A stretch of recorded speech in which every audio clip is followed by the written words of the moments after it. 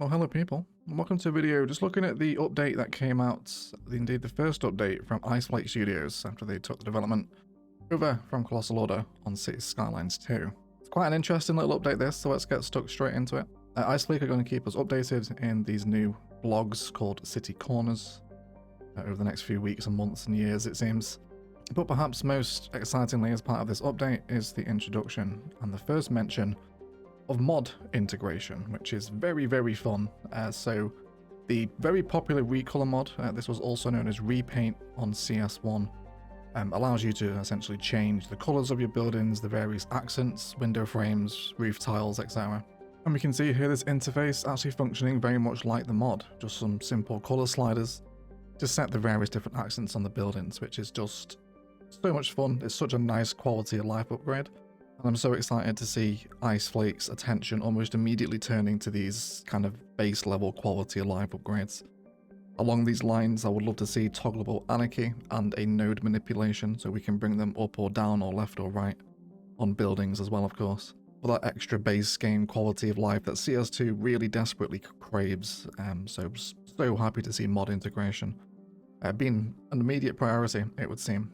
And big shout out to Yen Yang as well for getting a mention over here.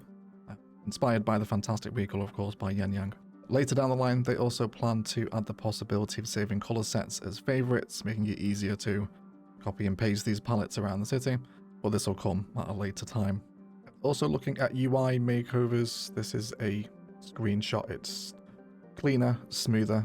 They've streamlined the onboarding process, changed some icons to be more expressive, and also the toolbar has undergone the most amount of changes. Of course, we've seen this bottom bit be redeveloped. So the UI is getting a little lick of paint to be a little bit sharper, and they're also working on an in-game encyclopedia, which will have a search function as well, which would be really nice, almost kind of like an inbuilt wiki for advice on tips on various different aspects of the game. Simulation and strategy games always really function well from kind of an in-game encyclopedia, RPGs as well to an extent. So that's a really nice quality of life feature. We'll look forward to seeing a big CS encyclopedia be added to the game.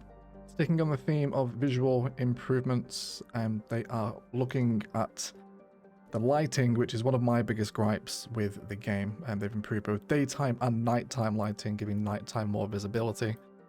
This is a really key point. There is unfortunately no screenshots of nighttime, which is a bit disappointing. It's easily one of the worst looking bits of the game at the minute. Lights in the distance don't render on. If you're moving around, they flicker really badly. Is pretty terrible, the nighttime visual at the minute. So hoping we'll actually see a screenshot of this visibility.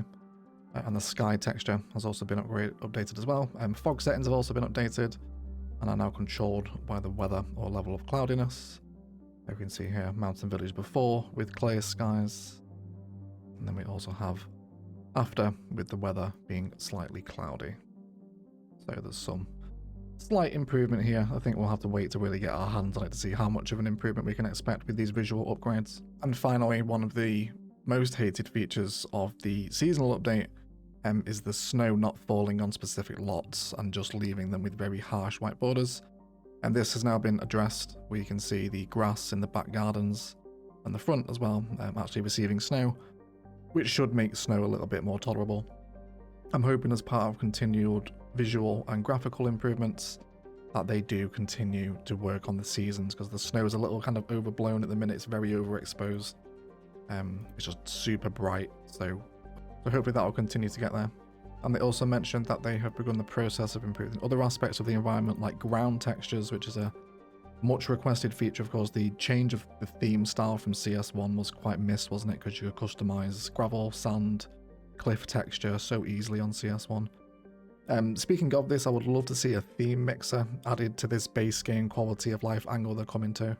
How viable that is from a simulation perspective, if it affects it at all, I'm not sure. But they're also looking to make it all more realistic, as well as being able to plop trees much closer together and toggling their age. This is very good here. The tree collision at the minute is an absolute pain. So I'd be happy to see this improve. This really, for me, comes much more in line with toggleable anarchy.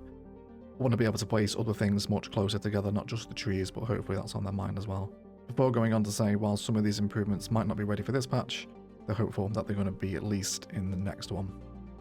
And then they round off by saying, as mentioned, they're releasing another city corner before the first patch, so we'll keep up to date with that as well, which focuses more on the changes in the mechanics and future endeavors that they have in store for us. In addition to all this quite exciting news, they've also prepared some fixes for some of the issues that people have been having, which is a long and varied list of bugs that CS2 suffers with, which they will also update us on in the next post. So short and sweet, but very sweet indeed, and with sugar on top, especially with the announcement of recolor integration into the base game.